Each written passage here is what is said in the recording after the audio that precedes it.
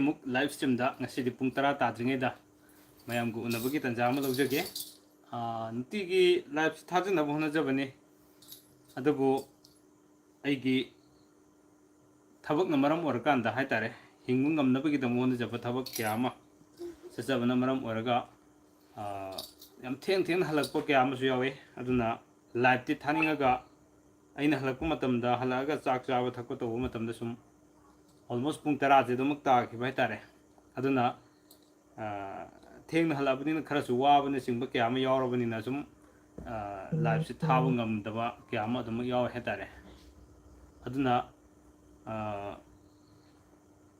ꯃꯔꯨ ꯑꯣꯏꯅ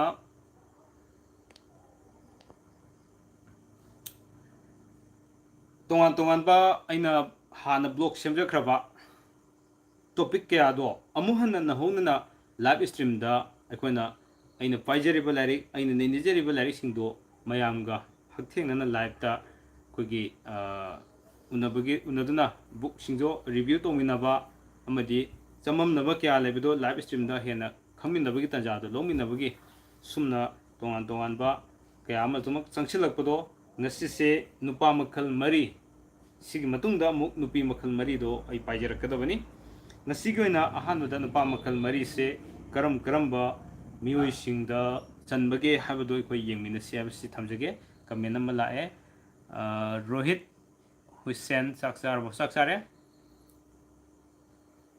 ꯑꯣꯀꯦ ꯑꯗꯨꯅ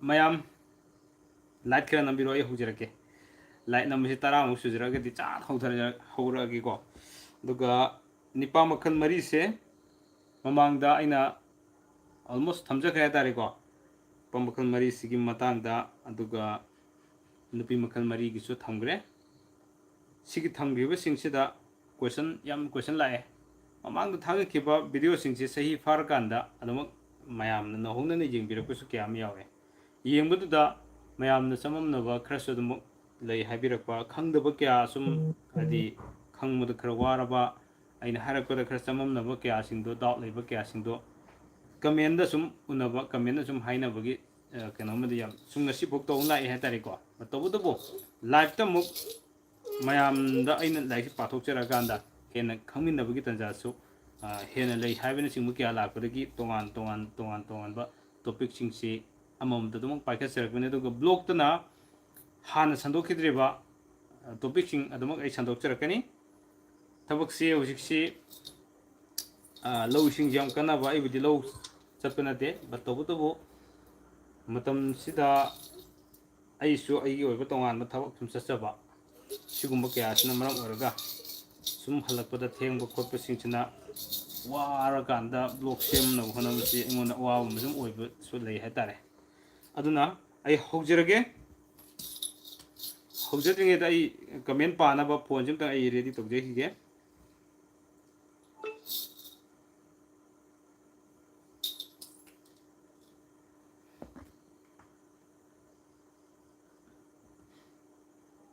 Okay. You know what makes me really sad? Indian business owners. Mohan Salam live engage. Thank you so much. Adagi Anjali Thoksom Saksar was Saksare. Anjali. And Sidana.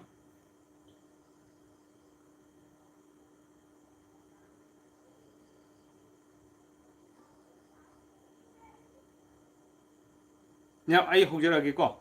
Kamena mini ibiro ma'am. Ibo choba.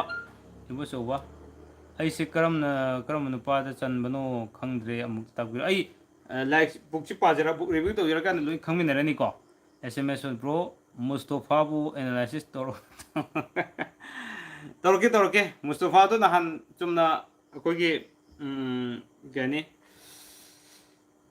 ꯀꯔꯤꯒꯤ pineapple ꯐꯦꯁꯇꯤꯚꯦꯜꯗꯣ ꯑꯗꯨꯗ ꯊꯦꯡꯅꯔꯛꯄ ꯑꯩ ꯉꯔꯥꯡꯒꯤ ꯃꯗꯨꯒꯤ block ꯑꯃꯁꯨ ꯁꯨꯝ memory ꯑꯣꯏꯅꯕ ꯁꯦꯝꯖꯈꯤꯕꯅꯦ ꯑꯗꯨꯗ ꯁꯨꯝ ꯊꯦꯡꯅꯩ ꯍꯥꯏꯇꯥꯔꯦ ꯃꯥꯁꯤ ꯑꯩꯈꯣꯏꯒꯤ BDFꯀꯤ ꯌꯨꯅꯤꯐꯣꯔꯝ ꯁꯦꯠꯂꯒ ꯍꯦꯛꯇ ꯃꯥ ꯂꯥꯛꯄꯗ ꯃꯌꯥꯝꯁꯤ ꯃꯥꯁꯤ ꯁꯦꯂꯦꯕ꯭ꯔꯤꯇꯤ ꯑꯃ ꯑꯣꯏꯈ꯭ꯔꯦ ꯃꯥ ꯂꯥꯛꯄꯗ ꯃꯥꯒ ꯐꯣꯇꯣ ꯀꯥꯞꯃꯤꯟꯅꯅꯕ ꯍꯦꯛꯇ ꯂꯣꯏꯔꯦ ꯍꯥꯏꯇꯥꯔꯦ ꯃꯌꯥꯝꯁꯤꯀꯣ Okay, I should like. Okay, so Tsunami, thank you so much. Okay, Dixon, bro, Poktak, Fajaba, Poktak Kara. Takpiro, ho, taksirake. Dixon. The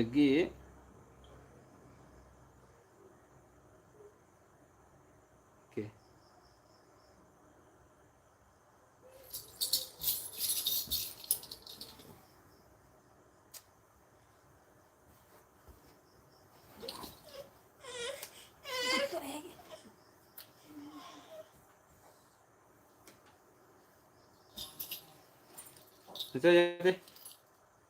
Ate mamale, mamale.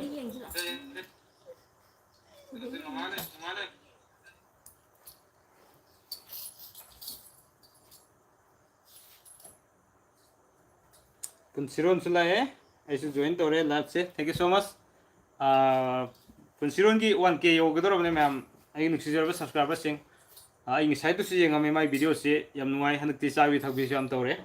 Aduga kay na micha. Kakal kakal. Kakal. Kakal. Chani ba to masi tumam mane do live thaba mo kon ta di changsile. Ai book review ko puk jai jai mo kang dri ngasi di. Kumaw se da ba. Sela sela. Si pam pam pam pam. Pam yare. Tu sidio. Hai to. Hai to. Ai pen do leiting thoi de. Ha. Okay, SMS wall Mustafa Kulai boy ka sin manaw bi mo ohungi marakta DSP thoi thoi na kari poktak pire mayam da khang biyo ai sa tu de ai mari le natre mayam ko okay nipa makhal mari se smai na lei ai hojurage asigi mathang da nupi makhal mari ge mu thamjarak te ni ko hana di block sem grabo nga ka ne ada samam na basing do muk tang kok na bahai tare yambagi live nungai yengiri nawaskan thank you so much okay SMS wall comment kapi kino chumna ai ga mari leni te have khaki ne ai ngon otherwise khan balai ti ko nipa makhan mari se sumai na nei ahan ma nipa the bahai moisi mipok athoi bagi kanglu bahai dang khangnei ko ahan ma nipa se aduga ani suba nupa sina nipa saji hai moisina mi changkhon ba kanglup hai tare mi changkhon ba kanglup aduk ahum suba sina nupa san haina khangnei makoi se khane mithibong mitambal kaina aduk kanglup haina khangnei ha tare ko according to my books in pajere like sigi matung ina ne pajere isi ko aduga aroiba mari suba asina nupa sagol hai nupa iroi hai dun se khangnei makhoi se kogi yam sathiba mihingcha mitambal kanglup hai dun khangnei hatare do hairiba miyoi sing se karam miyoi sing gi bo karam ba kanglup sing de sanbage haibido mayam du uhanjarage mayam da khanganjarage ko mamang si yengmino ko cha kum cha papa live target papa yeng ko duga phom di yong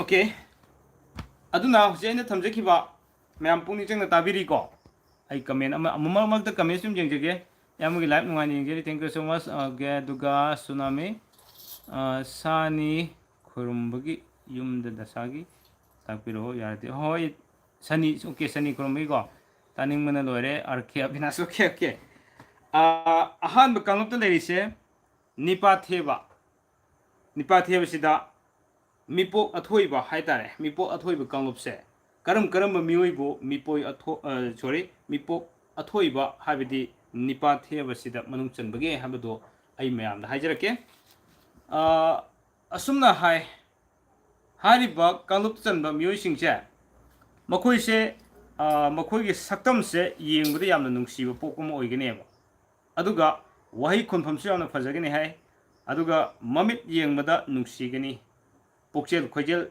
ing tapi ꯆꯤꯡ ꯂꯦꯝꯃꯤ ꯂꯣꯏꯅ ꯂꯣꯏꯅꯅ ꯃꯈꯣꯏꯒꯤ ꯅꯨꯡꯒꯤ ꯋꯥꯈꯜ ꯈꯟꯕꯗ ꯄꯨꯛꯅꯤꯡ ꯌꯥꯝꯅ ꯂꯨꯞꯄ ꯑꯆꯨꯝꯕ ꯂꯝꯆꯠ ꯂꯥꯏꯒꯤ ꯄꯥꯎꯇꯥꯛ ꯀꯥꯎꯗꯕ ꯁꯦꯝꯕꯤꯕ ꯂꯥꯏꯕꯨ ꯊꯃꯣꯏ ꯂꯥꯌꯨꯝꯅꯨꯡꯗ ꯊꯥꯒꯣꯟꯅꯅ ꯅꯤꯡꯖꯕ ꯂꯥꯏ ꯒꯨꯔꯨ ꯑꯣꯖꯥ ꯑꯍꯜ ꯂꯃꯟ ꯁꯥꯒꯩ ꯅꯥꯇꯩ ꯃꯆꯤꯟ ꯃꯅꯥꯎꯁꯤꯡꯕꯨ ꯊꯛꯁꯤ ꯈꯥꯁꯤ ꯈꯥꯏꯅ ꯂꯣꯏꯅꯕ ꯃꯁꯥꯒꯤ ꯋꯥꯈꯜ ꯇꯧꯗꯨꯅ ꯑꯆꯨꯝ ꯑꯔꯥꯟ ꯑꯐ ꯐꯠꯇ ꯈꯟꯊꯕ ꯑꯃꯝꯕꯗ ꯑꯩꯈꯣꯏꯒꯤ ꯏꯀꯥꯏꯕ ꯈꯪꯕ ꯑꯆꯨꯝꯕ ꯄꯥꯝꯕ ꯃꯍꯥꯛꯀꯤ ꯁꯥꯖꯠꯅꯤ ꯍꯥꯏ ꯑꯗꯨꯒ ꯇꯧꯒꯗꯕ ꯊꯕꯛ ꯊꯧꯔꯝꯗ ꯄꯨꯛꯅꯤꯡ ꯆꯪꯉꯤ ꯍꯥꯏ ꯃꯥꯁꯤꯀꯣ ꯃꯣꯏꯒꯨꯝꯕꯁꯤꯡꯁꯦ ꯑꯗꯨꯒ ꯆꯥꯡ ꯅꯥꯏꯅ ꯍꯣꯠꯅꯗꯨꯅ ꯃꯃꯨꯠ ꯇꯥꯅ ꯇꯧꯒꯅꯦꯕ ꯑꯦꯅꯤ ꯊꯕꯛ ꯑꯃ ꯂꯥꯛꯄꯁꯤꯀꯣ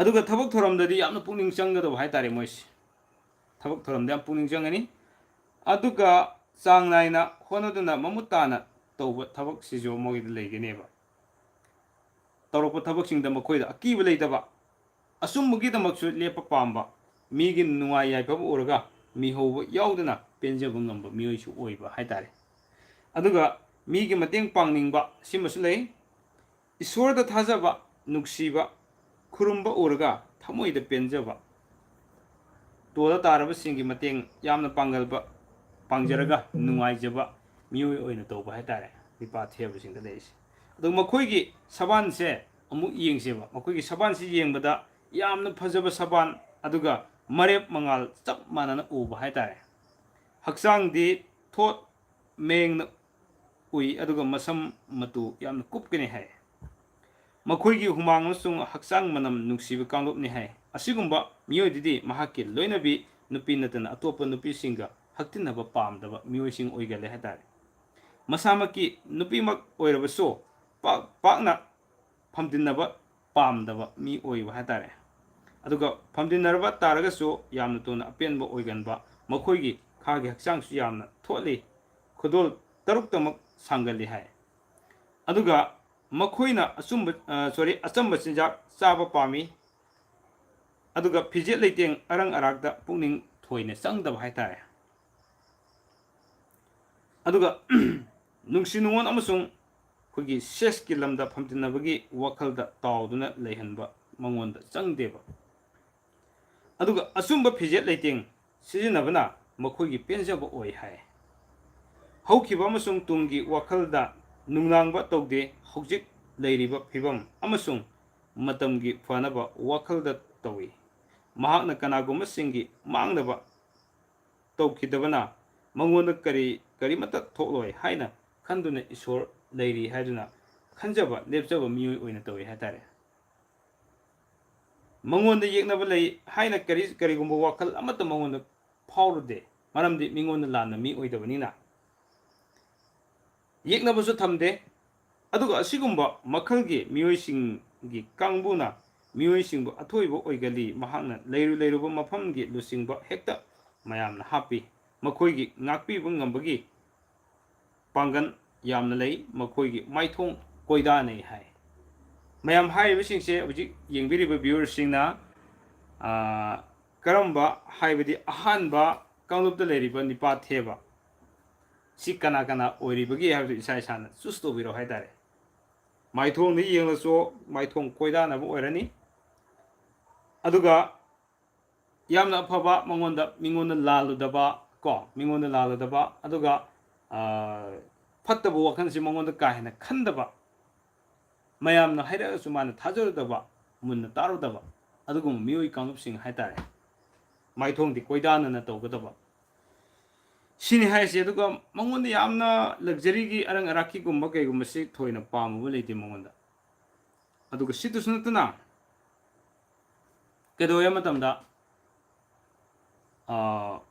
ꯍꯥꯏꯔꯤꯕ ꯀꯥꯡꯂꯨꯞꯁꯤꯗ ꯂꯩꯕꯁꯤꯡꯁꯦ ꯌꯥꯝꯅ ꯋꯥꯈꯜ ꯈꯟꯊꯕ ꯊꯕꯛ ꯑꯃ ꯇꯧꯕ ꯃꯇꯝꯗ ꯈꯟꯊꯔꯒ ꯇꯧꯕ ꯃꯤꯑꯣꯏ ꯀꯥꯡꯂꯨꯞꯁꯤꯡꯗꯨ ꯍꯥꯏꯇꯥꯔꯦ ꯊꯕꯛ ꯑꯃ ꯇꯧꯗ꯭ꯔꯤꯀꯥꯟꯗ ꯃꯗꯨꯒꯤ ꯊꯣꯛꯂꯛꯀꯗꯕ ꯗꯨꯁ ꯑꯦꯟ ꯗꯣꯟ ꯂꯩꯔꯤꯕꯁꯤꯡꯁꯤꯗ ꯂꯥꯛꯀꯗꯕ ꯃꯦꯔꯤꯠ ꯑꯦꯟ ꯗꯤꯃꯦꯔꯤꯠꯁꯤꯡꯗꯣ ꯃꯗꯨꯕꯨ ꯌꯥꯝꯅ ꯈꯟꯊꯔꯒ ꯊꯕꯛ ꯇꯧꯕ ꯄꯥꯝꯕ ꯃꯤꯑꯣꯏ ꯀꯥꯡꯂꯨꯞꯅꯤ ꯍꯥꯏꯇꯥꯔꯦ ꯃꯣꯏꯁꯤꯡꯁꯦ ꯍꯥꯏꯔꯤꯕ ꯑꯩꯈꯣꯏꯒꯤ ꯑꯍꯥꯟꯕ ꯀꯥꯡꯂꯨꯞꯇ ꯂꯩꯔꯤꯕ ꯅꯤꯄꯥ ꯊꯦꯕ ꯅꯠꯇ꯭ꯔꯒꯅ ꯃꯤꯄꯣꯛ ꯑꯊꯣꯏꯕ ꯀꯥꯡꯂꯨꯞ ꯍꯥꯏꯅ ꯈꯪꯅꯔꯤꯕꯁꯦ ꯁꯤꯅꯦꯕ ꯑꯗꯨꯒ ꯑꯅꯤꯁꯨꯕꯁꯤ ꯄꯥꯗ꯭ꯔꯤꯀꯥꯟꯗ ꯀꯃꯦꯟ ꯑꯃꯅꯤꯇ ꯄꯥꯖꯒꯦ ꯀꯥꯡꯉꯨꯖꯝ Indrajit thank you so much ꯊꯣꯛꯆꯣꯝ Okendro Good evening, sir. Tabada yamna nungajay. Best of luck for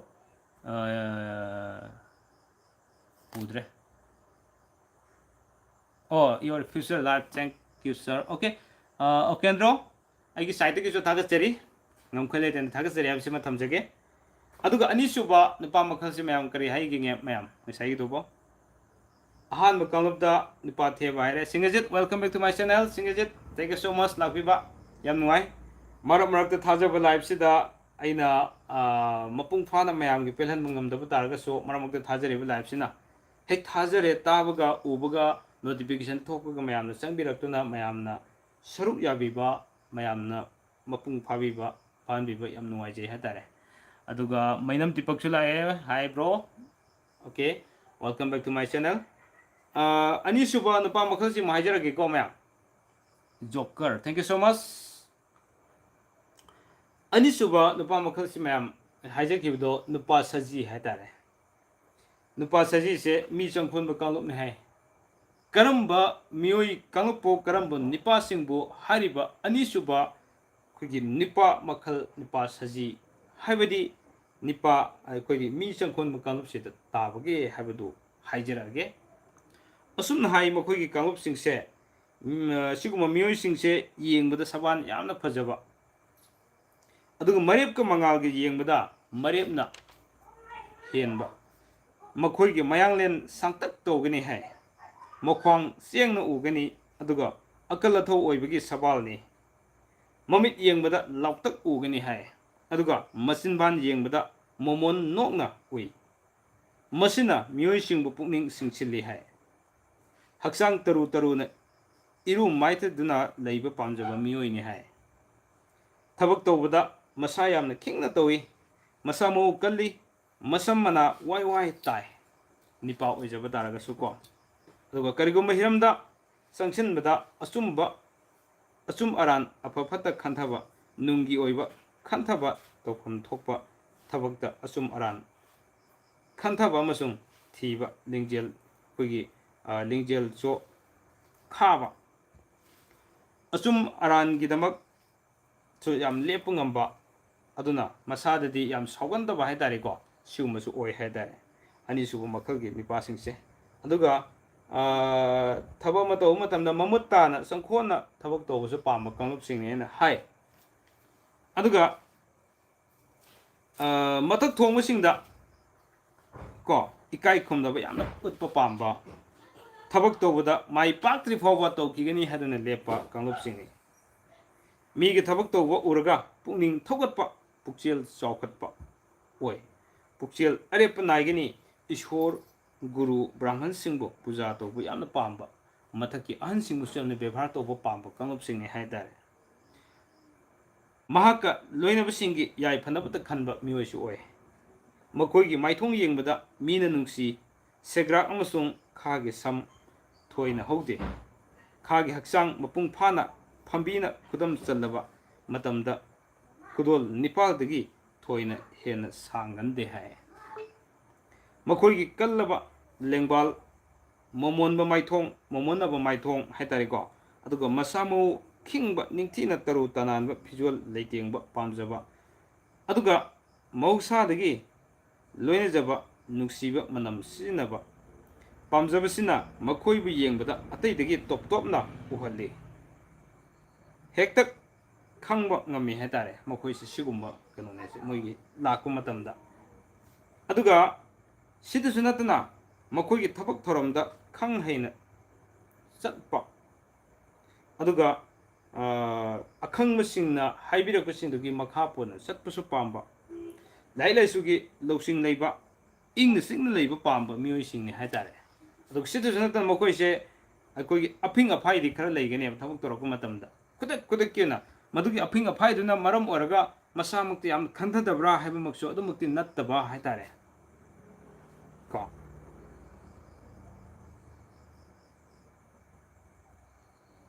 Mayam seeing Bless up on the Habiro.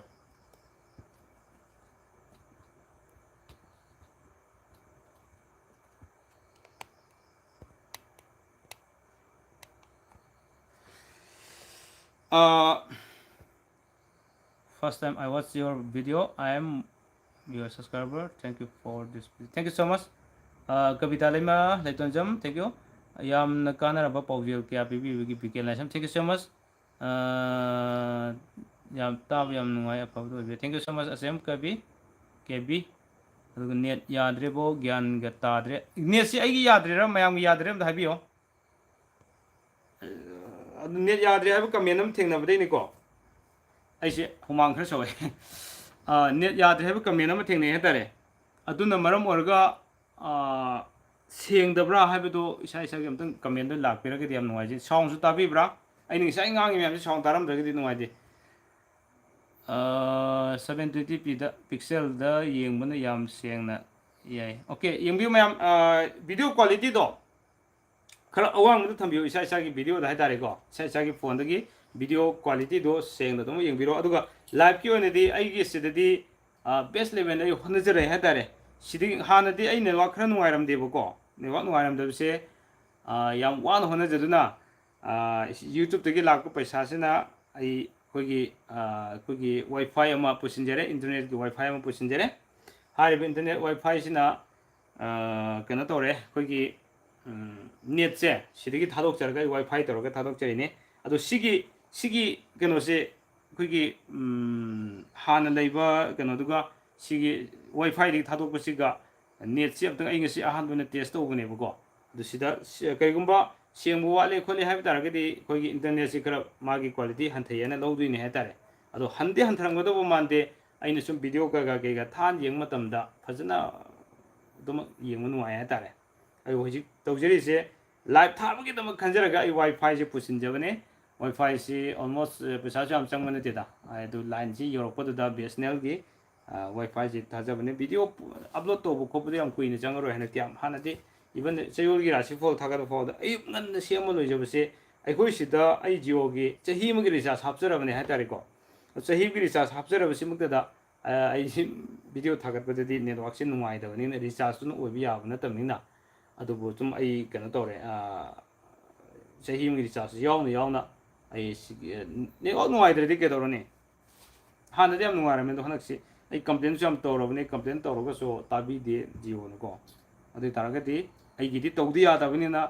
Sigi Wi-Fi should have any live see Sang and Tarakusiarani, Tabuk and Hanjin away to Jaggy Hetarico. Okay, I'm a cat of Jarage, my own eye, the Wabire Kanjay. Not thinking is I guess seeing the big Kamena, my pet Uzaki, but to the game marketing some Jaraki, Camelo in a Pajaraki map. Hujiki losing it automatic Macasa Jarake, Anisu Bunobama Kangi continue to Jarake. Nisa in a high to Makamasi, a ping of high credit like any happening. Aduna, Masina Makoibo, Leta Handa, Bocade, the like any have. How Kraba Masagi, a soy but Tabaki Mingwanda, I show grey, Aduna Hijaba Pamba. I line grey, Hidena Hijaba Pamba, Muicam, Oigane Moish. Aduga, Citizenatana, I go in now sing as it la Canada. I the palms of a commencing Hybrid by Tare. Mayam, let's share good to view. Ha, I didn't watch light. Yam what did I say? Ado, ma'am, don't to biro, ma'am, the call. Anyway, I'm a catch at this again. Kenny Quickie Makada Karigumba saying, is saying no my like Eva Pamba. Makuina Amabo Taraga, Ningtizava, Amagimato, Mong Urga, Tamoi, Piana, Ningjava, Numajava, Mita, when a doe had that. Makuina Bokoida Jagiva. Nufa Kangde, Nufi Kangde, Macoin Oki, but Koida Jakibo, Maduka left of me Togal Heta. Aduga deep thinking the colleague and any moisi.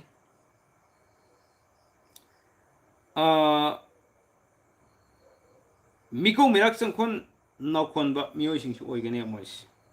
Aduga Makoya Haksang Dick Kain and Namtibalero. Oi the minimum palm day. Assume the Kantaduna Migi Mating Pangan Pamjab Musing Oigali High.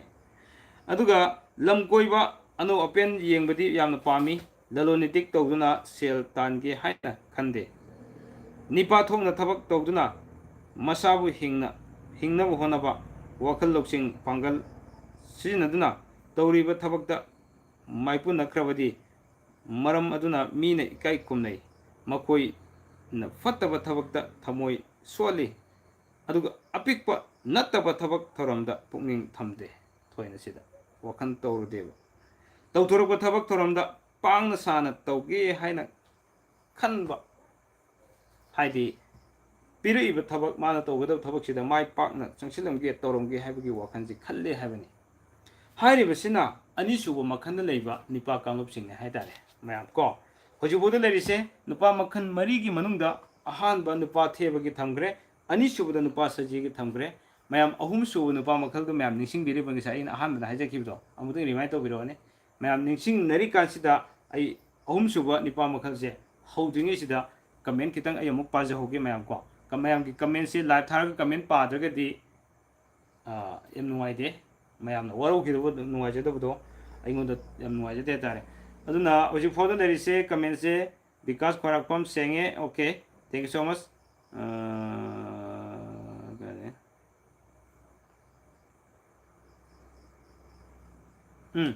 ꯃꯉꯥꯜ ꯃꯩꯇꯥꯟ ꯀꯩꯁꯤꯡꯕꯝꯁꯤꯗꯒꯤ ꯍꯧꯔꯦ ꯑꯩꯈꯣꯏꯗꯤ ꯌꯥꯏꯌꯦ thank you so much Singhajit ꯂꯥꯏꯠ ꯑꯃꯃꯝꯇ ꯅꯝꯕꯤꯔꯝꯃꯣ thank you Singhajit ꯑꯗꯨꯒ ꯀꯔꯤ ꯅꯥꯎꯕ ꯂꯥꯏꯁ꯭ꯔꯝ ꯀꯣ ꯅꯥꯎꯕ ꯂꯥꯏꯁ꯭ꯔꯝ ꯑꯩꯈꯣꯏꯗꯤ ꯌꯥꯏ ꯑꯣꯀꯦ ꯀꯩꯁꯨ ꯀꯥꯏꯕ ꯂꯩꯇꯦ ꯀꯥꯡꯕꯨꯖꯝ ꯏꯟद्ꯔꯖꯤꯠ thank you so much tsunami ꯀꯩꯝ ꯇꯧꯗꯦ thank you so much Kabita ꯂꯩꯃ ꯂꯥꯏꯇꯣꯟꯖꯝ 360ꯗ ꯌꯦꯡꯕꯤꯌꯨꯀꯣ ꯁꯦꯡꯉꯦ ꯑꯗꯨꯒ ꯃꯈꯥ ꯇꯥꯕꯤꯔꯣ ꯏꯌꯥꯝꯕ ꯀꯩꯝꯇ ꯇꯧꯗꯦ ꯂꯥꯏꯚꯁꯦ ꯑꯣꯀꯦ ꯊꯦꯡꯛ ꯌꯨ ꯁꯤꯡꯍꯖꯤꯠ ꯑꯣꯀꯦ ꯃꯌꯥꯝꯅ ꯑꯩ ꯉꯁꯥꯏ ꯄꯥꯖꯈ꯭ꯔꯦ ꯂꯥꯏꯚ ꯁꯤꯌꯔ ꯇꯧꯕꯤꯔꯣ ꯍꯥꯏꯗꯣ ꯑꯗꯨꯒ ꯕꯤꯀꯥꯁ ꯁꯦꯡꯉꯦ ꯂꯥꯏꯚꯁꯨ ꯅꯝꯖꯔꯦ ꯃꯌꯥꯝꯁꯨ ꯅꯝꯕꯤꯔꯝꯃꯣ ꯊꯦꯡꯛ ꯌꯨ ꯁꯣ ꯃꯆ ꯁꯨꯅꯥꯃꯤ ꯕꯤꯀꯥꯁ ꯈ꯭ꯋꯥꯏꯔꯥꯛꯄꯝ ꯑꯩꯒꯤ ꯕꯤꯀꯥꯁ ꯀꯥꯝꯕꯝ okay thank you Roshan Salam ꯇꯥꯕꯗꯤ ꯌꯥꯝ ꯅꯨꯡꯉꯥꯏ ꯁꯥꯔ ꯊꯥꯒꯠꯆꯔꯤ thank you so much Kabita ꯂꯩꯃ ꯂꯩꯇꯣꯟꯖꯝ ꯈꯦꯠꯅꯕꯅꯦ ꯕ꯭ꯔꯣ ꯋꯥꯏꯐꯥꯏ ꯁꯤꯖꯤꯟꯅꯕꯅ ꯌꯥꯝ ꯍꯦꯜꯂꯦ ꯅꯨꯡꯉꯥꯏꯕ okay thank you so much ꯑꯁꯤ ꯐꯥꯎꯕꯒꯤ ꯀꯃꯦꯟ ꯑꯃ ꯊꯦꯡꯅꯔꯦ ꯃꯈꯥ ꯀꯃꯦꯟꯁꯤ ꯀꯅꯥ ꯀꯅꯥ ꯂꯩꯈꯤꯕꯅꯣ ꯈꯪꯗ꯭ꯔꯦ ꯀꯕꯤꯇꯥ ꯂꯩꯃ ꯀꯣꯟꯖꯝ ꯂꯥꯏꯇꯣꯟꯖꯝꯁꯦ ꯍꯥꯟꯅꯒꯤ ꯀꯕꯤꯇꯥ ꯑꯩꯈꯣꯏꯒꯤ ꯑꯃ ꯀꯔꯤ ꯑꯩ ꯁꯕꯁꯀ꯭ꯔꯥꯏꯕꯔꯗ ꯌꯥꯎꯔꯝꯕ ꯑꯕꯤ ꯀꯕꯤꯇꯥꯗꯨ ꯑꯣꯏꯔꯤꯕ꯭ꯔꯥ ꯑꯦꯅꯤꯋꯦ ꯃꯩ ꯃꯈꯥꯃꯨꯛ ꯇꯥꯊꯖꯔꯛꯑꯒꯦꯀꯣ ꯃꯌꯥꯝ ꯑꯍꯨꯝꯁꯨꯕ ꯅꯨꯄꯥ ꯃꯈꯜꯗ ꯃꯌꯥꯝ ꯅꯤꯡꯁꯤꯡꯕꯤꯔꯕ꯭ꯔꯣ ꯉꯁꯥꯏ ꯍꯥꯏꯕꯗꯣ ꯑꯩ ꯀꯃꯦꯟꯗ ꯏꯕꯤꯔꯝꯒꯗ꯭ꯔꯥ ꯍꯥꯏꯅ ꯈꯟꯖꯕꯅꯦ ꯉꯥꯛꯇꯪ ꯉꯥꯏꯕ ꯑꯣꯏꯅ ꯑꯁꯨꯝ ꯄꯥꯖꯕꯅꯦ ꯑꯗꯨꯕꯨ ꯂꯥꯛꯇ꯭ꯔꯦ ꯂꯥꯛꯇꯕ ꯇꯥꯔꯕꯅꯤꯅ ꯀꯩꯗꯧꯕ ꯇꯥꯏ ꯑꯍꯨꯝꯁꯨꯕ ꯅꯨꯄꯥ ꯃꯈꯜ ꯑꯩ ꯍꯥꯏꯖꯔꯛꯑꯒꯦ ꯑꯍꯨꯝꯁꯨꯕ ꯅꯨꯄꯥ ꯃꯈꯜꯁꯦ ꯅꯨꯄꯥ ꯁꯟ ꯍꯥꯏ ꯅꯨꯄꯥ ꯁꯟꯁꯤ ꯃꯤꯊꯤꯕꯣꯡ ꯃꯤꯊꯝꯕꯥꯜ ꯀꯥꯡꯂꯨꯞ ꯍꯥꯏꯅ ꯍꯥꯏꯀꯣ ꯃꯈꯣꯏ ꯌꯥꯝ ꯐꯠꯇꯕꯗꯤ ꯑꯣꯏꯔꯣꯏꯗꯣꯏꯅꯤ ꯅꯨꯄꯥ ꯀꯥꯡꯂꯨꯞꯁꯤꯗ ꯃꯣꯏꯒꯤ ꯑꯐꯕꯁꯨ ꯂꯩꯗꯣꯏꯅꯤ ꯍꯥꯏꯇꯥꯔꯦꯀꯣ ꯑꯗꯣ ꯍꯥꯏꯔꯤꯕꯁꯤꯡꯁꯦ ꯑꯩ ꯄꯥꯖꯔꯒꯦ ꯑꯍꯨꯝꯁꯨꯕ ꯅꯨꯄꯥ ꯃꯈꯜ ꯅꯨꯄꯥ ꯁꯟ ꯁꯤꯗ ꯍꯥꯏꯔꯤꯁꯤ ꯀꯔꯤ ꯀꯔꯤꯅꯣ ꯍꯥꯏꯕ ꯇꯥꯔꯒꯗꯤ ꯃꯈꯣꯏꯒꯤ ꯁꯕꯥꯟ ꯌꯦꯡꯕꯗ ꯅꯣꯏ ꯄꯦꯟꯅ ꯎꯒꯅꯤ ꯍꯥꯏ ꯑꯗꯨꯒ ꯃꯊꯤꯒꯥꯡ ꯃꯈ꯭ꯋꯥꯡ ꯆꯥꯎꯇꯛꯅ ꯎꯒꯅꯤ ꯃꯤꯑꯣꯏ ꯃꯤꯖꯥꯎ ꯑꯣꯏꯅꯁꯨ ꯎꯒꯅꯤ ꯑꯗꯨꯒ ꯃꯁꯥ ꯃꯎ ꯐꯒꯅꯤ ꯅꯥꯔꯣꯝ ꯑꯃꯗꯤ ꯃꯉꯛ ꯊꯣꯟꯒꯜꯂꯤ ꯃꯈꯣꯏꯒꯤ ꯃꯁꯝ ꯁꯦꯒ꯭ꯔꯥꯛ ꯇꯨ ꯈꯥꯒꯤ ꯁꯝ ꯄꯧ ꯄꯧ ꯂꯥꯎꯏ ꯑꯗꯨꯒ ꯌꯥꯛꯅꯝ ꯃꯅꯝ ꯆꯦꯟꯒꯜꯂꯤ ꯈꯥꯒꯤ ꯍꯛꯆꯥꯡ ꯈꯨꯠ ꯇꯥꯡ 9ꯗꯒꯤ 10 ꯐꯥꯎꯕ ꯁꯥꯡꯉꯤ ꯍꯛꯆꯥꯡ ꯀꯌꯥꯠꯀꯤ ꯅꯨꯡꯉꯥꯏꯕ ꯌꯥꯝꯅ ꯄꯥꯝꯒꯟꯕ ꯅꯨꯡꯁꯤ ꯅꯨꯡꯉꯣꯟꯒꯤ ꯋꯥꯈꯜꯗ ꯇꯥꯎꯕ ꯃꯇꯝ ꯈꯨꯗꯤꯡꯗ ꯑꯃꯒꯤ ꯊꯕꯛꯇ ꯐꯝꯖꯤꯟꯅꯕ ꯄꯥꯝꯃꯤ ꯑꯃꯒꯤ ꯃꯊꯛꯇ ꯑꯃꯗꯒꯤ ꯍꯦꯟꯅ ꯐꯝꯖꯤꯟꯅꯕ ꯄꯥꯝꯃꯤ ꯍꯥꯏꯕ ꯃꯁꯥꯒꯤ ꯅꯨꯡꯉꯥꯏꯅꯕ ꯈꯟꯕ ꯅꯨꯡꯉꯥꯏꯔꯒ ꯂꯣꯏꯔꯦ ꯍꯥꯏꯅ ꯈꯟꯗꯨꯅꯇ ꯂꯩꯕ ꯃꯤꯑꯣꯏ ꯑꯣꯏꯒꯜꯂꯤ ꯍꯥꯏꯇꯥꯔꯦ ꯂꯩꯀꯣ ꯃꯌꯥꯝ ꯑꯗꯨꯒ ꯃꯈꯥꯁꯤꯗꯤ ꯀꯔꯤꯃꯨꯛ ꯍꯥꯏꯔꯛ ꯃꯇꯝꯗ ꯃꯤꯑꯣꯏꯕꯒꯤ ꯆꯠꯅꯕꯤꯅꯤ ꯈꯟꯗꯤ ꯈꯟꯒꯅꯤ ꯑꯗꯨꯒ ꯃꯊꯛ ꯊꯣꯡꯕꯁꯤꯡꯒꯤ ꯄꯥꯎꯇꯥꯛ ꯊꯣꯏꯅꯗꯤ ꯈꯟꯗꯕ ꯃꯍꯥꯛꯅ ꯇꯧꯔꯨꯕ ꯑꯃꯗꯤ ꯅꯤꯡꯂꯤꯕ ꯃꯔꯝ ꯑꯗꯨꯅ ꯊꯣꯏꯅ ꯍꯦꯟꯅ ꯃꯃꯜ ꯂꯩꯅ ꯈꯟꯕ ꯑꯆꯨꯝ ꯑꯔꯥꯟ ꯈꯟꯊꯕ ꯉꯝꯗꯕ ꯃꯤꯒꯤ ꯃꯇꯦꯡ ꯄꯥꯡꯂꯤ ꯍꯥꯏꯅꯁꯨ ꯂꯧꯕ ꯑꯗꯨꯒ ꯇꯧꯕꯇꯕꯨ ꯋꯥꯈꯜ ꯈꯟꯊꯗꯅ ꯊꯕꯛ ꯇꯧꯕ ꯃꯤ ꯑꯣꯏ ꯍꯥꯏꯇꯥꯔꯦ ꯃꯍꯥꯛꯅ ꯈꯟꯕꯗꯨ ꯈꯛꯅ ꯆꯨꯝꯃꯤ ꯍꯥꯏꯅ ꯈꯟꯕ ꯀꯣ ꯑꯗꯨꯒ ꯅꯠꯆꯗꯦ okay okay thank you so much ꯀꯕꯤꯇꯥ ꯑꯩ ꯎꯔꯝꯒꯗ꯭ꯔꯥ ꯍꯥꯏꯖꯕꯅꯦ ꯗꯦꯟ ꯑꯗꯒꯤ ꯊꯣꯏꯆꯠ ꯋꯥꯆꯠꯅꯩ ꯋꯥꯡꯆꯠꯅꯩ ꯏꯪ ꯇꯞꯆꯕ ꯍꯩꯇꯦ ꯀꯂꯛ ꯀꯊꯤ ꯆꯥꯎꯏ ꯅꯣꯏꯀ꯭ꯔꯦꯝ ꯍꯥꯏꯒꯦꯝꯅꯩ ꯃꯔꯩ ꯃꯔꯥ ꯌꯥꯝ ꯊꯥꯡꯉꯤ ꯑꯗꯨꯒ ꯂꯣꯟꯅ ꯂꯝꯆꯠ ꯀꯥꯝꯕ ꯃꯤꯅꯝꯕ ꯉꯥꯡꯕ ꯋꯥꯁꯛ ꯀꯟꯕ ꯇꯥꯔꯨ ꯎꯔꯨꯔꯒ ꯃꯥꯅ ꯈꯪꯕ ꯑꯍꯩ ꯁꯥꯕ ꯃꯤꯇꯥꯅꯤ ꯌꯦꯡꯕꯗ ꯌꯥꯝꯅ ꯏꯪ ꯇꯞꯄ ꯃꯥꯜꯂꯤ ꯇꯧꯊꯣꯔꯛꯄ ꯊꯕꯛꯇ ꯀꯝꯖꯥꯎ ꯑꯣꯏ ꯑꯗꯨꯒ ꯃꯣꯟꯊꯛꯅꯩ ꯉꯥꯡꯕ ꯁꯛꯄꯗꯗꯤ ꯃꯤꯕꯨ ꯅꯨꯡꯉꯥꯏꯍꯟꯕ ꯇꯥꯍꯟꯕ ꯄꯥꯝꯃꯤ ꯑꯗꯨꯒ ꯋꯥꯔꯦꯝ ꯉꯥꯡꯗꯨꯅ ꯅꯨꯡꯉꯥꯏꯊꯣꯛꯄ ꯄꯥꯝꯕ ꯆꯥꯕ ꯊꯛꯄ ꯑꯗꯨꯒ ꯀꯥꯡꯊꯛ ꯅꯥꯏꯗꯦ ꯂꯝ ꯀꯣꯏꯊꯣꯛꯄ ꯑꯅꯧ ꯑꯅꯧꯕ ꯄꯥꯝꯃꯤ ꯃꯇꯝ ꯃꯇꯝꯒꯤ ꯏꯔꯥꯡꯗ ꯇꯥꯎꯏ ꯄꯨꯛꯅꯤꯡ ꯌꯥꯡꯏ ꯃꯈꯣꯏꯒꯤ ꯃꯆꯤꯟꯗꯤ ꯇꯥꯛꯄꯗꯤ ꯍꯩ ꯑꯗꯨꯒ ꯊꯕꯛ ꯑꯣꯏꯅ ꯄꯥꯡꯊꯣꯛꯄꯗꯤ ꯍꯩꯇꯕ ꯍꯥꯏꯇꯥꯔꯦ ꯁꯤꯒꯨꯝꯕ ꯃꯤꯑꯣꯏꯁꯤ ꯌꯥꯝ ꯂꯩꯒꯟꯕꯅꯤꯀꯣ ꯃꯈꯣꯏꯁꯤꯡꯁꯤ ꯅꯨꯄꯥ ꯁꯟꯒꯤ ꯀꯥꯡꯂꯨꯞꯁꯤꯡ ꯉꯥꯛꯇꯅꯦ ꯍꯥꯏꯇꯥꯔꯦ ꯃꯌꯥꯝ ꯈꯪꯕꯤꯔꯣ ꯃꯈꯣꯏꯁꯤꯡꯁꯦ ꯅꯨꯄꯥ ꯁꯟꯒꯤ ꯀꯥꯡꯂꯨꯞ ꯉꯥꯛꯇꯅꯤ ꯋꯥꯈꯜꯒꯤ ꯏꯊꯛꯇ ꯇꯥꯎꯕ ꯆꯤꯟꯒ ꯈꯨꯠꯀ ꯃꯥꯟꯅꯗꯕ ꯉꯥꯡꯕꯅ ꯑꯃ ꯇꯧꯊꯣꯔꯛꯄꯅ ꯑꯃ ꯃꯤꯒꯤ ꯋꯥꯁꯨ ꯂꯧꯗꯕ ꯑꯗꯨꯒ ꯃꯥꯅ ꯇꯧꯕ ꯊꯕꯛꯁꯨ ꯃꯗꯨꯅ ꯍꯦꯜꯂꯦꯅ ꯈꯟꯕ ꯇꯧꯔꯤꯕ ꯊꯕꯛꯇꯨꯅ ꯃꯌꯥꯝꯅ ꯄꯥꯝꯕ ꯊꯕꯛꯇꯤ ꯍꯦꯛ ꯑꯣꯏꯗꯕ ꯑꯗꯨꯒꯨꯝꯕ ꯃꯤꯑꯣꯏꯁꯤꯡ ꯍꯥꯏꯇꯥꯔꯦ ꯑꯗꯨꯒ ꯋꯥꯈꯜꯒꯤ ꯏꯊꯛꯇ ꯇꯥꯎꯕ ꯆꯤꯟꯒ ꯈꯨꯠꯀ ꯃꯥꯟꯅꯗꯕ ꯃꯤꯑꯣꯏ ꯑꯣꯏꯒꯜꯂꯤ ꯃꯤꯕꯨꯗꯤ ꯁꯤꯡꯊꯥꯅꯗꯦ ꯃꯍꯥꯛꯀꯤ ꯃꯔꯨꯞ ꯃꯄꯥꯡꯁꯤꯡꯕꯨ ꯅꯨꯡꯁꯤꯔꯛꯂꯕꯁꯨ ꯍꯥꯏꯅꯤꯡꯉꯥꯏ ꯂꯩꯇꯅ ꯅꯨꯡꯁꯤ ꯃꯗꯨꯃꯛꯇꯗꯁꯨ ꯁꯥꯎꯒꯟꯕꯁꯨ ꯌꯥꯝꯅ ꯊꯨꯒꯅꯦꯕ ꯃꯔꯨꯞꯁꯤꯡꯒꯤ ꯃꯔꯛꯇꯒꯤ ꯃꯈꯣꯏꯅ ꯏꯁꯣꯔ ꯍꯥꯏꯕꯁꯤꯗꯤ ꯅꯤꯡꯗ꯭ꯔꯕꯁꯨ ꯌꯥꯏ ꯊꯕꯛ ꯁꯨꯗꯅ ꯏꯁꯣꯔꯅ ꯃꯇꯦꯡ ꯄꯤꯔꯣꯏ ꯍꯥꯏꯅ ꯈꯟꯕ ꯑꯗꯨꯒꯨꯝꯕ ꯃꯤꯑꯣꯏ ꯀꯥꯡꯂꯨꯞꯁꯤꯡꯒꯤ ꯊꯕꯛꯇꯗꯤ ꯋꯥꯔꯤꯅ ꯍꯦꯜꯂꯤ ꯃꯈꯨꯠꯇꯤ ꯋꯥꯠꯂꯤ ꯍꯥꯏꯕ ꯍꯥꯏꯇꯥꯔꯦ ꯑꯗꯨꯒꯨꯝꯕ ꯃꯤꯑꯣꯏꯁꯤꯡꯅꯤ ꯉꯥꯏꯍꯥꯛ ꯉꯥꯏꯍꯥꯛꯀꯤ ꯑꯣꯏꯅ ꯏꯁꯣꯔ ꯅꯤꯡꯉꯤ ꯑꯗꯨꯒ ꯑꯆꯨꯝꯕꯗꯤ ꯆꯠꯂꯣꯏ ꯑꯎ ꯑꯎꯕ ꯄꯨꯛꯅꯤꯡ ꯊꯝꯃꯤ ꯊꯕꯛ ꯇꯧꯕꯗ ꯂꯣꯏꯁꯤꯟꯕ ꯅꯥꯏꯗꯦ ꯑꯃ ꯇꯧꯔꯤꯉꯩꯗ ꯑꯃ ꯍꯦꯛꯇ ꯂꯥꯝꯁꯤꯟꯒꯜꯂꯤ ꯈꯨꯗꯤꯡꯃꯛ ꯇꯧꯒꯅꯤ ꯍꯥꯏꯕꯅ ꯃꯥꯒꯤ ꯑꯣꯏ ꯀꯔꯤꯒꯨꯝꯕ ꯌꯦꯛ ꯈꯣꯠꯄ ꯁꯩꯔꯦꯡ ꯏꯕ ꯍꯩꯅꯩ ꯑꯗꯨꯒ ꯆꯥꯎꯅꯤꯡꯕ ꯃꯄꯨ ꯑꯣꯏꯅꯤꯡꯕ ꯊꯧꯔꯥꯡ ꯆꯥꯎꯕ ꯀꯣ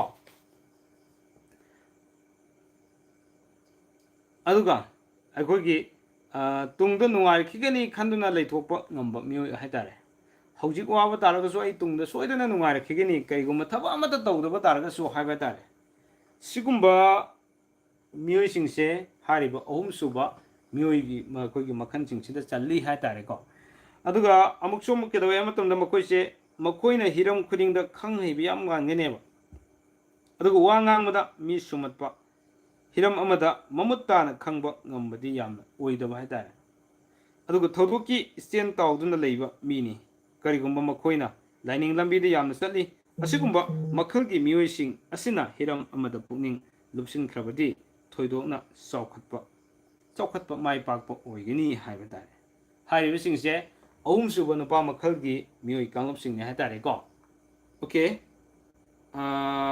ꯃꯈꯥ ꯀꯃꯦꯟ ꯂꯥꯛꯇ꯭ꯔꯦꯀꯣ ꯃꯌꯥꯝ ꯀꯕꯤꯇꯥ ꯂꯩꯃ ꯀꯨꯟꯖꯦꯡꯒꯨꯝꯅ ꯅꯠꯆꯗꯦꯕ ꯍꯥꯏꯔꯛꯂꯦ ꯑꯣꯀꯦ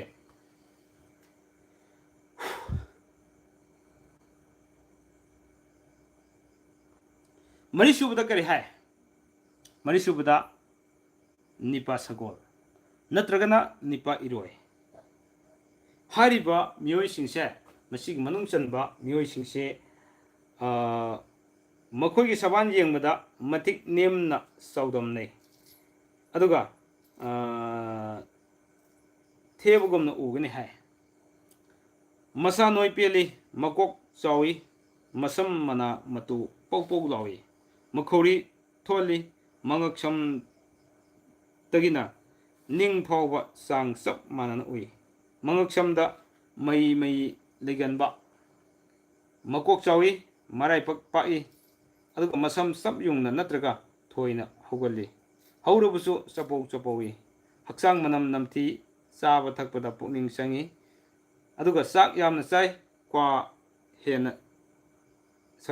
ꯀꯥ ꯍꯦꯟꯅ ꯆꯥꯒꯟ ꯊꯛꯒꯟꯕ ꯑꯗꯨꯒꯨꯝꯕ ꯃꯤꯑꯣꯏ ꯑꯣꯏꯒꯜꯂꯤ ꯍꯥꯏꯇꯥꯔꯦ ꯃꯆꯤꯟꯕꯥꯜ ꯃꯅꯥꯇꯣꯟ ꯆꯥꯎꯏ ꯃꯃꯤꯠ ꯇꯣꯡꯂꯞ ꯇꯧꯏ ꯄꯤꯁꯨꯝ ꯁꯨꯛꯀꯜꯂꯤ ꯑꯗꯨꯒ ꯃꯌꯥꯁꯨ ꯆꯧꯒꯜꯂꯤ ꯃꯉꯛꯁꯝ ꯆꯥꯎꯗ꯭ꯔꯕꯁꯨ ꯃꯈꯣꯡ ꯏꯄꯥꯛ ꯄꯥꯛꯏ ꯑꯗꯨꯒ ꯃꯈꯣꯡ ꯈꯨꯕꯣꯝ ꯌꯦꯡꯕꯗ ꯇꯨꯞ ꯇꯨꯞ ꯂꯥꯎꯅ ꯎꯒꯅꯤ ꯂꯣꯏꯅꯅ ꯃꯃꯤꯠꯀꯤ ꯃꯤꯠꯐꯝ ꯂꯥꯎꯅ ꯎꯏ ꯑꯁꯤꯒꯨꯝꯕ ꯑꯩꯈꯣꯏꯒꯤ ꯃꯤꯑꯣꯏ ꯑꯁꯤ ꯀꯔꯤꯒꯨꯝꯕ ꯃꯀꯣꯛ ꯃꯈꯨꯠ ꯈꯧꯔꯤ ꯃꯃꯥꯏ ꯊꯕꯥꯛ ꯄꯨꯛ ꯐꯩꯒꯟ ꯇꯥꯔꯛꯄ ꯃꯈꯣꯡ ꯃꯆꯤꯟ ꯃꯌꯥ ꯃꯅꯥꯇꯣꯟ ꯃꯅꯥ ꯑꯁꯤꯅꯆꯤꯡꯕ ꯌꯦꯡꯕꯗ ꯃꯍꯥꯛꯀꯤ ꯍꯛꯆꯥꯡ ꯐꯤꯕꯝꯒ ꯆꯥꯟꯅꯅ ꯎꯕ ꯐꯪꯗꯦ ꯍꯥꯏꯇꯥꯔꯦ ꯍꯛꯆꯥꯡꯒꯤ ꯂꯩꯔꯤꯕ ꯐꯤꯕꯝ ꯐꯤꯒꯔꯗꯨꯒ ꯑꯗꯨꯒ ꯑꯩꯈꯣꯏꯒꯤ ꯄꯥꯜꯂꯛꯏꯕ ꯕꯣꯗꯤ ꯄꯥꯔꯠꯁꯤꯡꯁꯤꯒ ꯆꯥꯟꯅꯗꯕ ꯃꯌꯥꯝ ꯌꯥꯎꯕ ꯍꯥꯏꯇꯥꯔꯦ ꯑꯗꯨꯒꯨꯝꯕ ꯃꯤꯑꯣꯏꯁꯨ ꯑꯣꯏꯒꯜꯂꯤ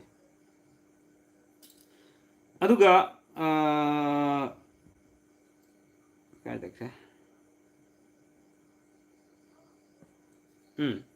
ꯃꯈꯣꯏꯒꯤ ꯈꯥꯒꯤ ꯍꯛꯆꯥꯡ ꯐꯝꯕꯤꯅ ꯊꯨꯝꯍꯠꯂꯕ ꯃꯇꯝꯗ ꯈꯨꯠ ꯇꯥꯡ 12 ꯐꯥꯎꯕ ꯁꯥꯡꯕ ꯌꯥꯎꯏ ꯑꯗꯨꯒ ꯃꯈꯣꯏꯁꯦ ꯐꯝꯇꯤꯟꯅꯕ ꯌꯥꯝꯅ ꯄꯥꯝꯃꯤ ꯊꯋꯥꯏ ꯌꯥꯎꯏ ꯀꯣ ꯂꯣꯏꯅꯅ ꯃꯈꯣꯏꯅ ꯅꯨꯄꯤꯕꯨ ꯍꯟꯅ ꯍꯟꯅ ꯎꯅꯗꯨꯅ ꯄꯦꯜꯂꯕ ꯐꯥꯎꯕ ꯐꯝꯇꯤꯟꯅꯕꯒꯤ ꯋꯥꯈꯜ ꯊꯝꯗꯨꯅ ꯈꯛ ꯊꯥꯗꯣꯛꯇꯦ ꯍꯟꯅ ꯍꯟꯅ ꯑꯣꯠꯇꯨꯅ ꯁꯥꯟꯅꯕ ꯄꯥꯝꯒꯜꯂꯤ ꯐꯝꯇꯤꯟꯅꯕꯗ ꯄꯦꯟꯕ ꯅꯥꯏꯗꯦ ꯅꯨꯄꯤꯗ ꯂꯝꯆꯠ ꯀꯥꯝꯃꯤ ꯃꯣꯏꯁꯤꯡꯁꯤ ꯀꯣ ꯑꯗꯨꯒ ꯃꯈꯣꯏꯒꯤ ꯃꯤꯠꯌꯦꯡ ꯑꯁꯥꯎꯕ ꯃꯥꯜꯂꯤ ꯃꯃꯤꯠ ꯏ ꯊꯥꯡꯒꯜꯂꯤ ꯑꯃꯁꯨꯡ ꯀꯥꯝꯒꯤ ꯋꯥꯈꯜꯗ ꯌꯥꯝꯅ ꯂꯨꯞꯇꯨꯅ ꯂꯩꯕ ꯃꯤꯑꯣꯏ ꯑꯣꯏꯒꯜꯂꯤ ꯃꯈꯣꯏꯗꯤ ꯑꯣꯏꯗꯕ ꯃꯤꯅꯝꯕꯒꯤ ꯋꯥꯁꯛ ꯀꯤꯗꯦ ꯃꯤꯋꯥ ꯉꯥꯡꯗꯨꯅ ꯃꯤꯒꯤ ꯃꯌꯨꯝꯗ ꯂꯦꯟꯊꯣꯛꯄ ꯉꯝꯃꯤ ꯃꯤꯋꯥ ꯉꯥꯡꯅꯗꯨꯅ ꯂꯦꯟꯊꯣꯛꯄ ꯉꯝꯃꯦꯕ ꯑꯗꯨꯒ ꯃꯈꯣꯏꯒꯤ ꯐꯖꯕ ꯅꯤꯡꯊꯤꯕ ꯑꯊꯤꯕ ꯑꯀꯟꯕ ꯑꯁꯣꯟꯕ ꯂꯝꯆꯠ ꯅꯥꯏꯕ ꯅꯥꯏꯗꯕ ꯑꯍꯜ ꯑꯉꯥꯡ ꯅꯨꯄꯤ ꯅꯨꯄꯥ ꯃꯈꯥ ꯊꯥꯕ ꯊꯥꯗꯕ ꯑꯗꯨꯒ ꯈꯥꯏꯗꯅ ꯇꯤꯟꯅꯕ ꯄꯥꯝꯕ ꯍꯥꯏꯇꯥꯔꯦ ꯃꯉꯣꯟꯗ ꯁꯤꯅ ꯑꯩꯒꯤ ꯏꯊꯛ ꯊꯣꯡꯕꯅꯦ ꯏꯈꯥ ꯇꯥꯕꯅꯦ ꯁꯤꯅ ꯑꯩꯒꯤ ꯃꯔꯤ ꯃꯇꯥꯅꯦ ꯁꯤꯅ ꯑꯩꯒꯤ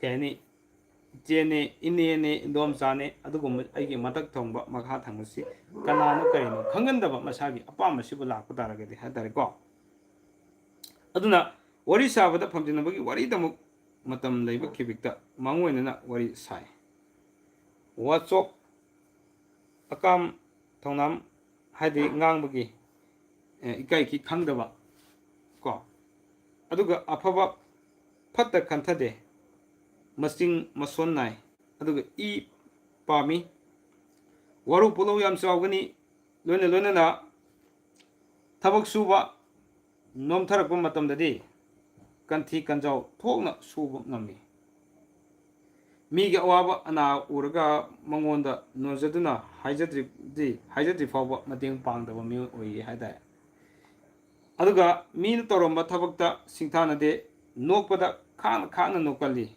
ꯃꯤꯒꯤ ꯆꯥꯎꯈꯠꯄ ꯎꯔꯒ ꯀꯂꯛ ꯀꯝꯖꯥꯎꯏ ꯍꯥꯏꯇꯥꯔꯦ ꯃꯈꯣꯏꯗꯤ ꯃꯁꯥꯕꯨ ꯍꯤꯡꯅꯕꯇ ꯍꯣꯠꯅꯖꯩ ꯑꯇꯣꯞꯄꯒꯤ ꯌꯦꯡꯗꯦ ꯑꯗꯨꯒ ꯄꯥꯡꯒꯜ ꯂꯩꯔꯤꯉꯩꯗ ꯑꯩꯒꯤ ꯃꯤ ꯉꯥꯛꯇꯅꯤ ꯂꯟ ꯂꯩꯔꯤꯉꯩꯗꯁꯨ ꯀꯔꯤꯒꯤ ꯇꯣꯟꯊꯒꯅꯤ ꯈꯟꯕ ꯃꯤꯑꯣꯏ ꯑꯣꯏꯒꯜꯂꯤ ꯍꯥꯏꯇꯥꯔꯦ ꯑꯗꯨꯒ ꯁꯤꯇꯁꯨ ꯅꯠꯇꯅ ꯃꯈꯣꯏꯅ ꯑꯍꯜ ꯂꯃꯟ ꯑꯣꯖꯥ ꯒꯨꯔꯨ ꯊꯛꯁꯤ ꯈꯥꯁꯤ ꯈꯥꯏꯅ ꯆꯠꯄ ꯄꯥꯝꯗꯕ ꯃꯤꯑꯣꯏ ꯀꯥꯡꯂꯨꯞꯁꯤꯡꯅꯤ ꯌꯥꯔꯤꯃꯈꯩꯗꯤ ꯑꯐꯕ ꯊꯕꯛꯁꯤ ꯂꯩꯊꯣꯛꯅꯕ ꯍꯣꯠꯅꯕ ꯍꯥꯏꯇꯥꯔꯦ ꯃꯊꯛ ꯊꯣꯡꯕꯒꯤꯗ ꯎꯠꯀꯗꯕ ꯊꯕꯛ ꯊꯧꯔꯝ ꯊꯧꯒꯜꯂꯣꯟ ꯕꯦꯕꯥꯔꯅꯆꯤꯡꯕꯁꯤꯡꯁꯤ ꯃꯉꯣꯟꯗ ꯑꯗꯨ ꯎꯠꯀꯗꯕ ꯃꯍꯨꯠꯇ ꯑꯩ ꯇꯨꯃꯤꯟꯅ ꯇꯣꯉꯥꯟꯅ ꯂꯩꯊꯣꯛꯑꯒ ꯀꯩꯅꯣꯝ ꯇꯧꯔꯒ ꯂꯩꯈꯤꯒꯦ ꯍꯥꯏꯇꯥꯔꯦ ꯑꯗꯨꯒꯨꯝꯕ ꯀꯥꯡꯂꯨꯞꯁꯤꯡꯁꯨ ꯃꯅꯨꯡ ꯆꯜꯂꯦ ꯑꯗꯨꯅ ꯄꯥꯡꯒꯜ ꯂꯩꯔꯤꯉꯩꯗ ꯑꯩꯒꯤ ꯃꯤꯒꯤ ꯈꯥꯛꯇꯨꯅ ꯂꯟ ꯂꯩꯔꯤꯉꯩꯗ ꯀꯔꯤꯒꯤ ꯇꯣꯟꯊꯒꯅꯤ ꯈꯟꯖꯩ ꯁꯨꯝꯅ ꯇꯥꯛꯄꯤꯔꯛꯑꯦ ꯑꯗꯨꯒ ꯃꯈꯣꯏꯗ ꯑꯍꯜ ꯂꯃꯟ ꯑꯣꯖꯥ ꯒꯨꯔꯨꯒꯤ ꯊꯛꯁꯤ ꯈꯥꯁꯤ ꯊꯣꯏꯅ ꯈꯟꯗꯦ ꯂꯧꯁꯤꯡ ꯋꯥꯠꯂꯤ ꯑꯗꯨꯒ ꯊꯛ ꯈꯥ ꯑꯣꯟꯅ ꯆꯠꯄ ꯑꯣꯏꯅ ꯇꯧꯒꯅꯦꯕ ꯃꯥꯅ ꯉꯥꯡꯉꯤꯕ ꯃꯥꯅ ꯈꯜꯂꯤꯗꯨꯅ ꯆꯨꯝꯃꯦꯅ ꯈꯟꯕ ꯑꯗꯨꯒꯨꯝꯕ ꯃꯤꯑꯣꯏꯁꯨ ꯑꯣꯏꯒꯜꯂꯦ ꯍꯥꯏꯇꯥꯔꯦ ꯑꯗꯨꯒ ꯑꯃꯨꯛꯁꯨ ꯁꯨꯃꯥꯏꯅ ꯍꯥꯏꯀꯣ ꯃꯈꯣꯏꯅ ꯑꯐꯕꯇ ꯌꯦꯡꯗꯅ ꯃꯤꯅ ꯍꯦꯛ ꯉꯥꯡꯂꯤꯕ ꯃꯈꯩ ꯂꯧꯁꯤꯜꯂꯤ ꯃꯤꯕꯨ ꯆꯩꯕ ꯊꯥꯡꯕꯗꯤ ꯊꯃꯣꯏ ꯀꯥꯏꯅꯕ ꯋꯥꯍꯩ ꯈꯣꯟꯐꯝ ꯆꯥꯎꯅ ꯉꯥꯡ ꯁꯛꯏ ꯍꯥꯏꯇꯥꯔꯦ ꯃꯈꯣꯏꯁꯤ ꯃꯤꯒꯤ ꯈꯖꯤꯛꯇꯪꯕꯨ ꯃꯈꯣꯏꯅ ꯀꯔꯤꯒꯨꯝꯕ ꯇꯥꯈꯤꯕ ꯇꯥꯔꯒꯗꯤ ꯃꯤꯒꯤ ꯋꯥꯁꯤꯗ ꯌꯥꯎꯁꯤꯜꯂꯒ ꯑꯗꯨꯒ ꯃꯌꯥꯝꯅ ꯇꯥꯅꯤꯡꯒꯅꯤ ꯇꯥꯅꯤꯡꯉꯣꯏ ꯈꯪꯗꯅ ꯑꯗꯨꯒ ꯃꯤꯒꯤ ꯃꯕꯨꯛꯅ ꯀꯩꯅꯣ ꯈꯪꯗꯅ ꯃꯥꯒꯤ ꯑꯅꯤꯡꯕꯗꯨ ꯄꯉꯥꯡ ꯉꯥꯡꯒꯟꯕ ꯃꯤꯑꯣꯏꯒꯤ ꯃꯔꯛꯇ ꯆꯪꯈ꯭ꯔꯒ ꯍꯥꯏꯇꯥꯔꯦ ꯑꯁꯤꯒꯨꯝꯕ ꯂꯩꯔꯦ ꯑꯗꯨꯒ ꯃꯈꯣꯏꯁꯤ ꯂꯥꯏ ꯅꯤꯡꯅꯕꯁꯨ ꯍꯤꯔꯝ ꯑꯃꯒꯤ ꯄꯟꯈꯩ ꯑꯃꯗ ꯏꯁꯣꯔꯁꯨ ꯅꯤꯡꯉꯤ ꯑꯗꯨꯒ ꯑꯁꯤꯒꯨꯝꯕ ꯃꯤꯑꯣꯏ ꯑꯁꯤꯅ ꯀꯔꯤꯒꯨꯝꯕ ꯍꯤꯔꯝ ꯑꯃꯗ ꯐꯪꯒꯦ ꯍꯥꯏꯅ ꯍꯣꯠꯅꯔꯛꯂꯕꯗꯤ ꯇꯨꯀꯠꯆꯕ ꯊꯕꯛ ꯐꯥꯎꯕ ꯂꯥꯏꯅ ꯇꯧꯏ ꯑꯗꯨꯒ ꯑꯐꯕ ꯊꯕꯛ ꯑꯣꯏꯔꯕꯁꯨ ꯊꯣꯏꯗꯣꯛ ꯍꯦꯟꯗꯣꯛꯏ ꯍꯥꯏꯇꯥꯔꯦ ꯑꯐꯕ ꯊꯕꯛ ꯇꯧꯔꯒꯁꯨ ꯃꯈꯣꯏꯁꯤꯡꯁꯦ ꯇꯣꯉꯥꯟꯅ ꯃꯈꯣꯏꯒꯤ ꯀꯥꯟꯅꯕ ꯑꯃꯗꯤ ꯂꯩꯔꯤꯗꯤ ꯑꯦꯅꯤ ꯊꯕꯛ ꯑꯃ ꯁꯤꯟꯅꯔꯛ ꯃꯇꯝꯗ ꯃꯈꯣꯏ ꯊꯣꯛꯄ ꯃꯥꯏ ꯄꯥꯛꯅꯕ ꯍꯣꯠꯅꯒꯦꯅ ꯈꯟꯖꯕ ꯍꯥꯏꯇꯥꯔꯦ ꯀꯣ ꯁꯨꯝꯅ ꯍꯥꯏꯔꯤꯕ ꯅꯤꯄꯥ ꯃꯈꯜ ꯃꯔꯤ ꯍꯥꯏꯇꯥꯔꯦꯀꯣ ꯁꯤꯁꯦ ꯅꯨꯄꯥ ꯃꯈꯜ ꯃꯔꯤꯁꯦ ꯀꯔꯝꯕ ꯀꯥꯡꯂꯨꯞꯁꯤꯡꯗ ꯆꯟꯕ ꯅꯨꯄꯥꯁꯤꯡꯕꯨ ꯅꯨꯄꯥ ꯃꯈꯜ ꯃꯔꯤꯗ ꯆꯟꯕꯒꯦ ꯀꯔꯝꯕ ꯃꯈꯜꯗ ꯆꯟꯕꯒꯦ ꯍꯥꯏꯕꯁꯤꯁꯨ ꯏꯁꯥ ꯏꯁꯥꯅ ꯌꯦꯡꯕꯤꯔꯣ ꯀꯣ ꯑꯗꯨꯒ ꯗꯦꯟ ꯃꯈꯥꯗ ꯂꯥꯛꯇꯣꯏꯁꯦ ꯅꯨꯄꯤ ꯃꯈꯜ ꯃꯔꯤꯒꯤ ꯂꯥꯛꯆꯒꯦ ꯅꯨꯄꯤ ꯃꯈꯜ ꯃꯔꯤꯁꯦ ꯌꯥꯝ ꯅꯨꯡꯉꯥꯏꯕ ꯑꯃ ꯑꯣꯏꯗꯣꯏꯅꯦ ꯍꯥꯏꯇꯥꯔꯦ ꯅꯨꯄꯤ ꯃꯈꯜ ꯃꯔꯤꯒꯤꯁꯨ ꯉꯁꯥꯏꯒꯤ ꯄꯤꯔꯤꯕ ꯅꯨꯄꯥꯗ ꯄꯤꯔꯤꯗꯧꯅ ꯇꯣꯉꯥꯟ ꯇꯣꯉꯥꯟ ꯂꯣꯏꯅ ꯄꯤꯒꯅꯤ ꯍꯥꯏꯇꯥꯔꯦꯀꯣ ꯑꯗꯨꯒ ꯑꯃꯨꯛꯁꯨ ꯂꯥꯛꯇꯣꯏꯁꯤ ꯁꯤꯒꯤ ꯅꯨꯄꯥ ꯃꯈꯜ ꯃꯔꯤꯁꯤꯒ ꯅꯨꯄꯤ ꯃꯈꯜ ꯃꯔꯤꯁꯤꯒꯤ ꯃꯅꯨꯡꯗ ꯀꯅꯥ ꯀꯅꯥꯅ ꯄꯨꯟꯁꯤꯜꯂꯒ ꯁꯦꯝꯃꯛꯀꯗꯕ ꯑꯉꯥꯡꯗꯨ ꯀꯔꯝꯕ ꯃꯈꯜꯒꯤ ꯑꯉꯥꯡ ꯑꯣꯏꯒꯜꯂꯤ ꯍꯥꯏꯕꯅꯆꯤꯡꯕꯁꯤꯡꯁꯨ ꯃꯊꯪ ꯂꯣꯏꯅ ꯄꯥꯏꯖꯔꯛꯀꯦ ꯍꯥꯏꯇꯥꯔꯦ ꯃꯌꯥꯝ ꯌꯥꯔꯤꯀꯣ ꯄꯨꯡꯁꯤ 10:30 ꯇꯥꯗꯣꯔꯦ 오케이 कमेंट खरा पाजगे अदुगा मयाम की लाइफ से करी तौसिगे हाइबु खनसे मथंग नुपी मखन मरी के पाइजरक्तुइने मदुगी मतुंगदा नुपा मखन मरी सिगी मनुंगदगी ओरिबु मी अदुगा नुपी मखल मरी दुई मनुंग ओरिबु मी अनिसिना सेवकपा अंगांग दु करम मखन की अंगांग ओरपु याइ काना या क्वेश्चन याम लाए हतारे मथंग मनाव नाइना लोइना पाइजरके मिसाल लेगिबिदो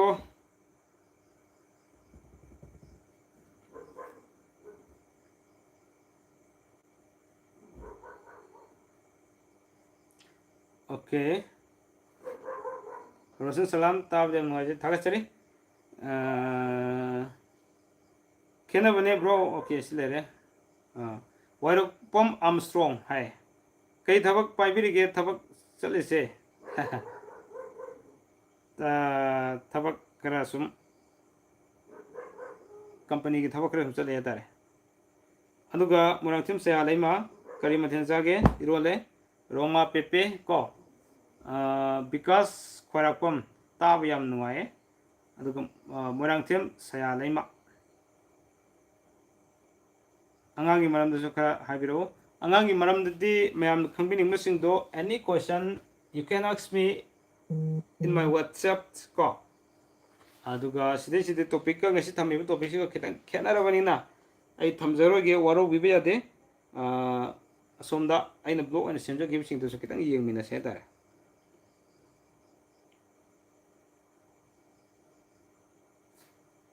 ओके सेराबानु हाय हेलो ओके अदुदी होजि फाउद लेरिसे नुपा मखल मरी सिदा आई अमुक्तंग remind तौजरके अहानब निपादा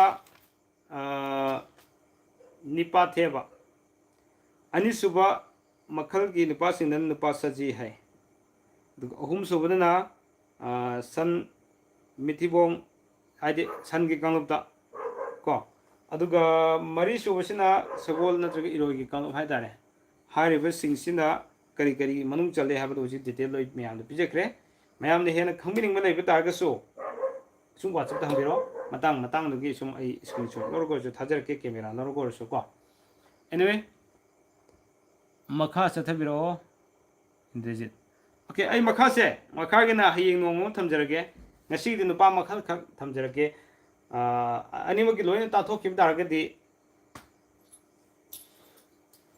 mathangi live ki video om leitragadi okay adudi mayam tang aswaida ai live se lusin jinabgi tanjada lojege ngasi go neti nupa makhal mari sigi oiba tonganba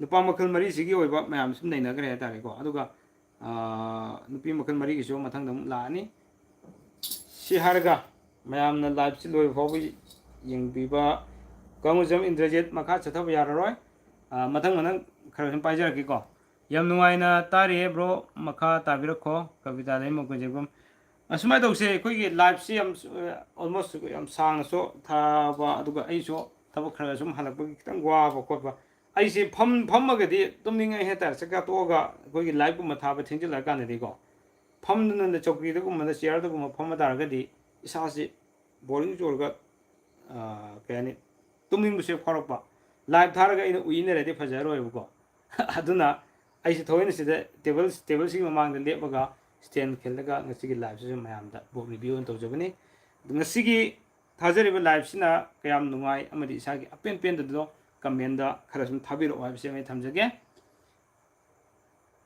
ꯃꯌꯥꯝ ꯀꯔꯤꯒꯤ ꯍꯪꯕꯤꯅꯤꯡꯕ ꯂꯩꯔꯤꯒꯦ ꯌꯥꯝ ꯅꯨꯡꯉꯥꯏꯖꯔꯦ okay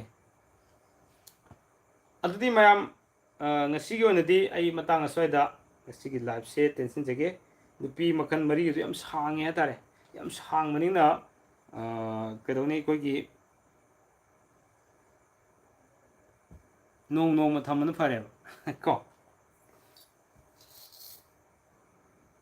ꯃꯌꯥꯝ ꯋꯥꯔꯧꯕꯤꯕ ꯌꯥꯗꯦ ꯑꯗꯨꯗꯤ ꯃꯊꯪꯒꯤ ꯂꯥꯏꯐꯇ ꯑꯃꯨꯛ ꯃꯌꯥꯝ ꯄꯨꯟꯅ ꯊꯦꯡꯅꯃꯤꯟꯅꯔꯁꯤ ꯅꯨꯄꯤ ꯃꯈꯜ ꯃꯔꯤꯗꯣ ꯂꯥꯏꯐꯇ ꯑꯗꯨꯝ ꯊꯦꯡꯅꯃꯤꯟꯅꯔꯁꯦ ꯑꯗꯨꯗꯁꯨ ꯃꯌꯥꯝ ꯈꯔ ꯁꯨꯝ ꯀꯔꯤ ꯀꯔꯤ ꯇꯧꯁꯤꯒꯦ ꯍꯥꯏꯕꯁꯤꯡꯗꯣ ꯀꯃꯦꯟꯗ ꯐꯣꯡꯗꯣꯛꯄꯤꯔꯛꯄ ꯑꯗꯨꯝ ꯅꯩꯅꯃꯤꯟꯅꯔꯁꯤ ꯉꯁꯤꯒꯤ ꯑꯣꯏꯅꯗꯤ ꯃꯌꯥꯝ ꯃꯪ ꯐꯔꯁꯦꯅ ꯑꯗꯨꯗꯤꯀꯣ ꯌꯥꯝ ꯀꯨꯏꯅ ꯊꯥꯒꯨꯝꯁꯤ ꯃꯌꯥꯝ ꯃꯌꯥꯝ ꯑꯦꯕ꯭ꯔꯤꯋꯥꯟ ꯒꯨꯗ ꯅꯥꯏꯠ ꯑꯝꯇ ꯍꯥꯏꯕꯤꯔꯛꯑꯣ ꯒꯨꯗ ꯅꯥꯏꯠ ꯍꯌꯦꯡ ꯅꯨꯄꯤ ꯃꯈꯜ ꯃꯔꯤ ꯇꯧꯔꯛꯇꯣꯏꯅꯤꯀꯣ ꯑꯗꯨꯒꯤ ꯃꯇꯨꯡꯗ ꯑꯃꯨꯛ ꯅꯨꯄꯥ ꯃꯈꯜ ꯃꯔꯤꯁꯤꯒꯤ ꯃꯅꯨꯡ ꯆꯟꯕ ꯑꯗꯨꯒ ꯅꯨꯄꯤ ꯃꯈꯜ ꯃꯔꯤꯗꯨꯒꯤ ꯃꯅꯨꯡ ꯆꯟꯕ ꯑꯅꯤꯁꯤꯅ ꯁꯦꯝꯃꯛꯄ ꯑꯉꯥꯡꯗꯣ ꯀꯔꯝꯕ ꯃꯈꯜꯒꯤ ꯑꯉꯥꯡ ꯑꯣꯏꯒꯜꯂꯤ ꯍꯥꯏꯕꯗꯨꯁꯨ ꯃꯊꯪ ꯂꯣꯏꯅ ꯊꯝꯖꯔꯛꯀꯦ ꯍꯥꯏꯇꯥꯔꯦꯀꯣ ꯂꯣꯏꯈ꯭ꯔꯦ ꯑꯕꯤꯅꯥꯁ ꯉꯁꯤꯒꯤ ꯑꯣꯏꯅꯗꯤ ꯌꯥꯝ ꯋꯥꯔꯦ ꯂꯥꯏꯐꯁꯦ ꯍꯧꯖꯤꯛ 45 ꯃꯤꯅꯠꯁ ꯄꯨꯔꯥ ꯑꯩ ꯉꯥꯡꯊꯔꯛꯄꯅꯦ ꯃꯊꯪ ꯀꯣ ꯌꯦꯡꯉꯁꯦ ꯉꯁꯤꯒꯤꯗꯤ ꯃꯌꯥꯝ ꯀꯥꯏꯅꯔꯁꯤꯅꯦ ꯑꯗꯨꯗꯤ ꯀꯣ ꯄꯨꯝꯅꯃꯛꯄꯨ ꯂꯣꯏꯕ ꯐꯥꯎꯕ ꯌꯦꯡꯕꯤꯕ ꯑꯃꯗꯤ ꯀꯃꯦꯟ ꯄꯤꯕꯤꯔꯛꯄ ꯑꯃꯗꯤ ꯆꯦꯅꯦꯜ ꯑꯁꯤꯕꯨ ꯁꯞꯄꯣꯔꯠ ꯇꯧꯕꯤꯕꯒꯤꯗꯃꯛ ꯄꯨꯝꯅꯃꯛꯄꯨ ꯉꯝꯈꯩ ꯂꯩꯇꯅ ꯊꯥꯒꯠꯆꯔꯤ ꯍꯥꯏꯕ ꯋꯥꯐꯝꯁꯤ ꯊꯝꯖꯔꯒ